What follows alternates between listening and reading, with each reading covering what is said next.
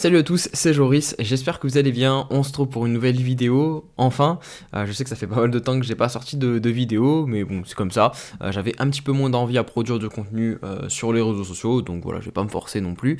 Mais en revanche, bah là, j'ai envie de vous tenir au courant un petit peu de l'évolution de mon portefeuille, parce que pour le coup, certes j'ai réduit mon activité sur les réseaux sociaux, mais je n'ai pas réduit la manière dont je gère mon portefeuille, le temps que je passe sur les cryptos pour mon portefeuille personnel. Voilà, je suis toujours l'écosystème, ça n'a pas changé. Donc on va faire le point sur mon portefeuille, je vais vous montrer où j'en suis, hein. Est-ce que j'ai gagné de l'argent ou est-ce que mon portefeuille n'a pas trop évolué, ce que j'ai vendu, ce que j'ai acheté et mes plans pour le futur, ce que je compte faire. Si la vidéo vous plaît, n'oubliez pas de mettre un petit like, voilà, un petit commentaire, ça mange pas de pain et ça permet de mettre en avant le contenu, même si je sais que je suis pas très régulier et que je fais pas forcément les efforts pour avoir plein de vues, avoir plein d'abonnés, mais bon, c'est au moins le minimum, comme ça, au moins cette vidéo sera peut-être un petit peu plus mise en avant. Donc voilà, merci à tous ceux qui le feront, on part tout de suite sur la vidéo.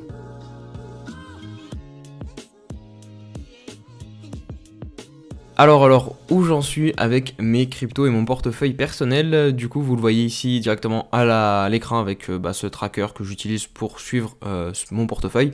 Donc, j'ai 25 102,94 € exactement. Ça représente 0,65 BTC. Et là vous avez du coup la répartition du portefeuille.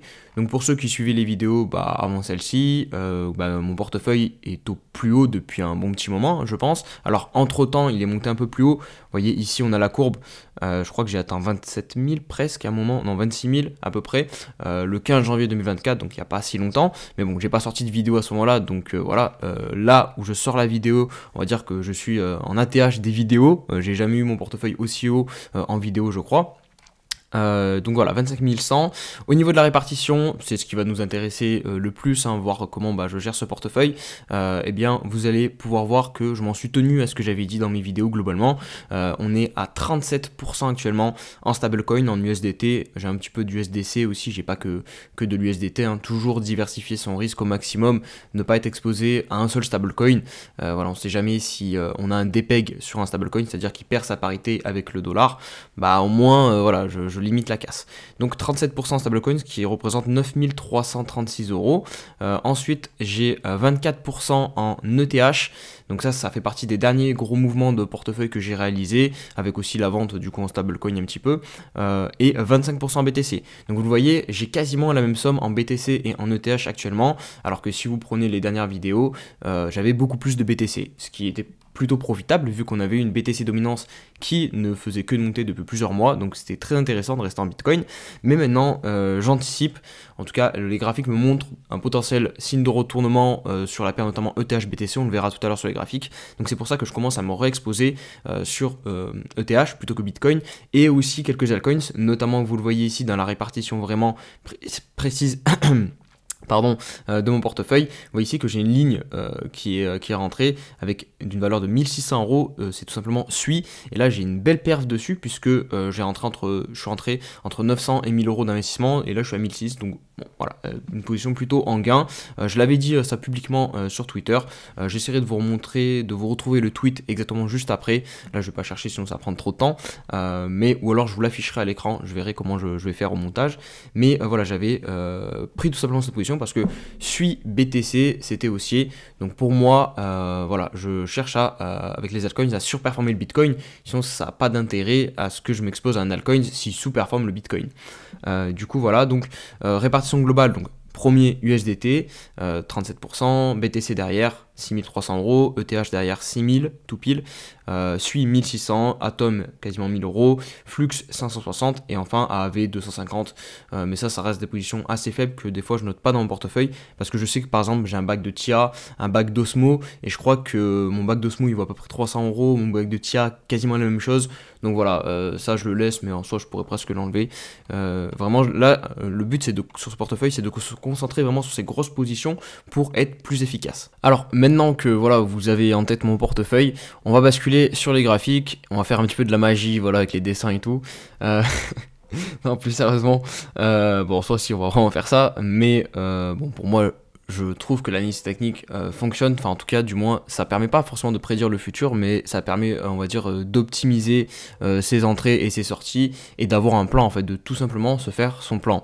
Moi voilà, j'utilise l'analyse technique d'une manière assez simple, vous le savez, je regarde surtout des zones, je regarde surtout en fait comment le prix se comporte, c'est pour moi le plus important. J'ai pas 50 000 indicateurs, voilà, j'ai pas des moyennes mobiles, le MACD, le RSI, je regarde un peu le RSI, je l'ai, voilà, ici je peux regarder, mais c'est vraiment pas ce qui va le plus m'importer pour mes décisions, c'est vraiment comment se comporte le prix et les zones où on se trouve.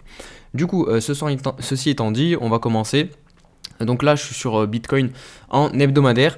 Qu'est-ce que concrètement, quelle est ma mentalité? On va essayer de dézoomer et de zoomer de plus en plus. Donc en dézoomant, en gros, là on se trouve plutôt pour moi sur des zones où il faut être prudent, pas trop, comment dire, enfin d'un point de vue stablecoin, essayer de prendre des profits. Alors oui, on a dippé un petit peu, mais ça reste encore très léger. Alors si on prend de la mèche haute qu'on a fait ici, hop, à 49 000, on a pris moins 20%. Donc on aurait pu commencer à se poser la question de racheter, et c'est d'ailleurs, vous voyez, on n'était pas très loin de ma première zone d'achat qui se trouve ici, pour moi, le 0,382 de Fibonacci à 36 000 $. Pourquoi cette zone-ci? Tout simplement parce que c'est le premier arrêt de retracement depuis le bottom. Si on prend le bottom à 15 000 $ et le top à quasiment 50 000, bah, le premier arrêt se trouve ici, à 36 000. Donc sur cette zone-ci, la grosse zone verte ici, c'est une zone où personnellement je vais commencer à prendre des stablecoins que j'ai, donc des 37%, et les réinvestir petit à petit dans le marché, mais c'est vraiment très léger parce que voilà, c'est la première zone. Ça reste quand même proche des tops. Voilà, j'ai pas envie de trop réinvestir dans ces zones-ci. Donc voilà. Une chose à noter, quand je dis réinvestir, là on est sur le graphique du Bitcoin, perso, je pense que je vais pas forcément racheter très rapidement du Bitcoin, mais plutôt des altcoins contre le Bitcoin ou de l'ETH. Parce que je vois que notamment sur l'ETH, sur la paire ETH-BTC, on s'est retourné, on est repassé haussier. Les altcoins sur le total 3 notamment, donc qui représentent toute la capitalisation des altcoins sans le Bitcoin et sans l'ETH, bah, pour moi il y a un plus gros potentiel haussier que sur le BTC. Donc voilà, c'est pour ça que moi je vais plutôt me réexposer sur des altcoins ou de l'Ether, mais je regarde quand même le Bitcoin parce que ça reste quand même le baromètre du marché. Donc voilà, donc là c'est la première zone où perso je ferai des achats. Alors on est venu l'attaquer très légèrement, j'ai pas fait d'achat, voilà, c'était pas suffisant, c'était trop rapide. J'ai un seul ordre en pré-shout sur de l'Ether qui est à 2000 $ je crois, et si on regarde là sur la mèche, on est venu à 2100, donc on n'est pas vraiment revenu, bah on n'a pas exécuté mon ordre tout simplement, donc j'ai pas acheté de l'Ether, et là c'était pas de l'Ether hashtag du Bitcoin, mais de l'Ether hashtag des stablecoins, parce que faut bien comprendre cette petite gymnastique. Je différencie, en vrai il y a deux grosses narratives sur mon portefeuille. C'est quand je veux être de gros narratifs, c'est peut-être pas le bon mot, mais de gros, comment dire, de grosses parties distinctes. C'est quand je veux être plus exposé en stablecoin, donc dérisquer en gros mon portefeuille sur le marché de manière générale.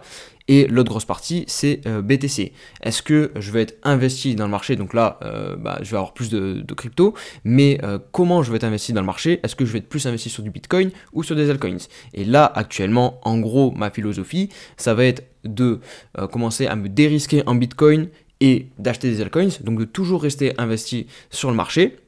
Et si jamais on dit plus, et ben là, je re-rentrerai des altcoins, des cryptos. Donc je vais vendre des stablecoins pour racheter des cryptos. Donc on repasse sur le graphique du Bitcoin. Donc là vous avez ma première zone. Donc pour l'instant, comme je vous l'ai dit, pas d'achat.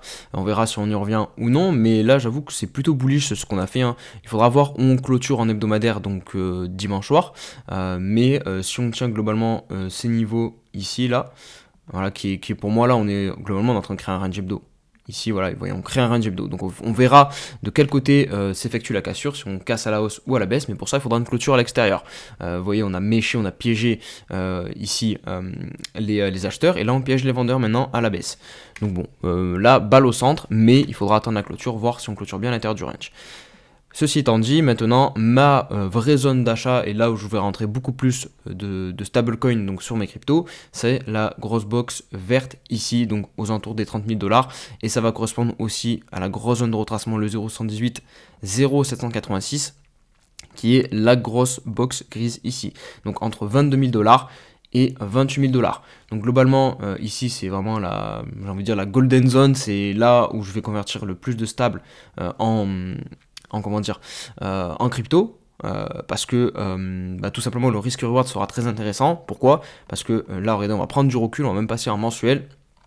En gros, on part du principe que voilà, on est haussier et globalement, dans une tendance haussière, on va essayer d'acheter le plus proche du bottom. Pourquoi? Parce que si jamais on venait à invalider la tendance haussière, donc c'est-à-dire casser un creux, donc là le creux important il est ici, eh bien ce qu'on veut c'est acheter proche pour pouvoir risquer pas grand chose, parce qu'en gros notre invalidation va être ici, donc en gros si on vient clôturant en mensuel en dessous, on repasse baissier.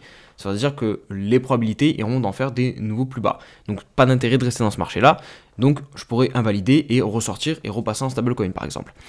Alors que si par exemple j'achète ici, pour que mon analyse, mon investissement soit invalidé, mon plan, il va falloir que j'attende tout ça. Donc je risque beaucoup. Donc c'est pour ça que moi personnellement, la zone qui m'intéresse beaucoup, comme je vous l'ai dit, c'est entre 22 000 et 28 000. Et on peut même élargir à 30 000 parce que je pense que cette zone des 30 000 peut tenir et ça ferait un pullback parfait. Vous voyez ici c'était une zone de résistance avant. On pourrait très bien venir la retester, voilà, et repartir comme ça. Donc ici aussi, pareil, je serai très attentif et j'essaierai de convertir du coup des stablecoins en crypto. Donc voilà, pour faire la synthèse, j'essaie de la faire rapidement. Désolé si j'ai été un petit peu brouillon, mais en gros, première zone où je ne rentrerai pas grand chose de mes stablecoins ici, mais plutôt s'il y a moyen, si les graphiques sont intéressants selon les altcoins, plutôt vendre du BTC pour de l'ETH ou des altcoins. Ici, c'est ce que je ferai.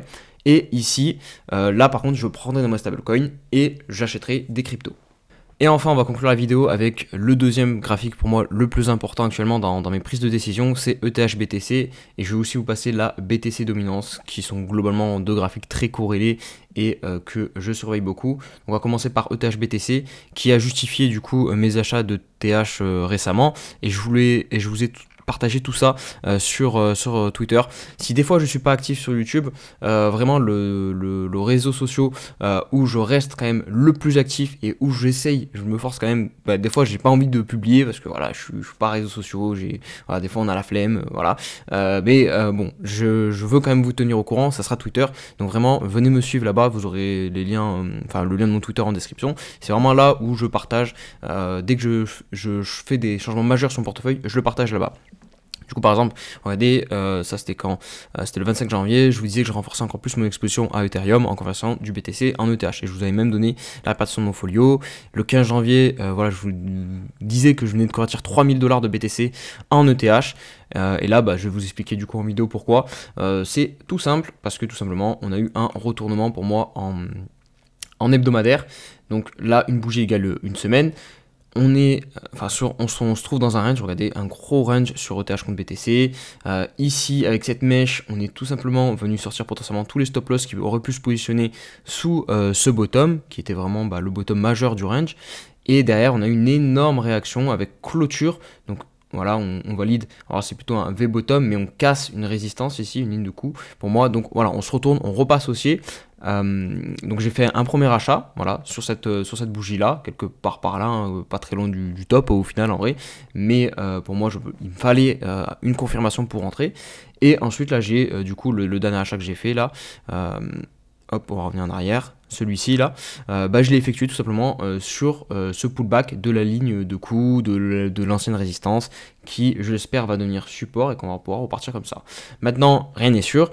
J'aurais préféré aussi qu'on casse potentiellement cette trendline, ici vous voyez, qu'on n'arrive pas à passer au-dessus, à chaque fois on bute dessus, là on a encore buté dessus, donc bon, on verra bien, mais en tout cas voilà, moi je me suis exposé, en plus voilà, si on rajoute un petit peu de fondamental, on a des ETF, ETH qui potentiellement pourraient être approuvés d'ici mai, donc je pense qu'il y a potentiellement une narrative ETH à jouer.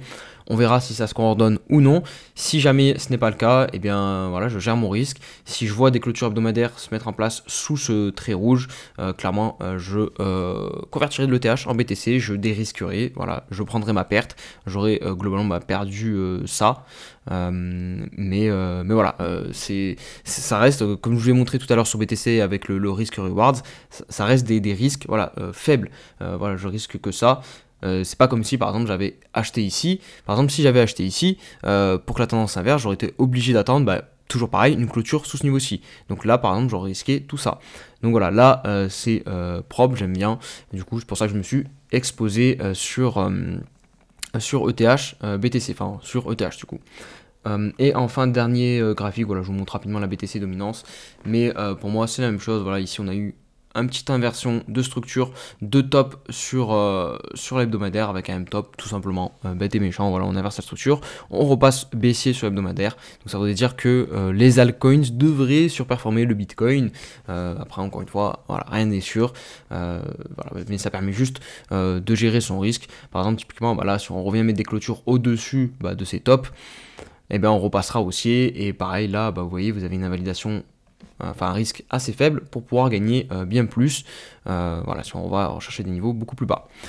Voilà les amis, je vais pas faire plus long, comme ça vous avez une vidéo assez concise, vous avez ma vision du marché, mon portefeuille, voilà, tout est transparent. N'hésitez pas à me dire ce que vous en pensez en commentaire, me donner des petits conseils, voilà, je prends, évidemment. Et je vous dis à très vite, je sais pas quand, je sais pas s'il y aura une vidéo assez rapidement, ça sera la surprise. Donc si jamais vous n'êtes pas abonné, abonnez-vous, comme ça au moins vous savez dès que je sors une vidéo. Allez, je vous laisse, allez, ciao ciao.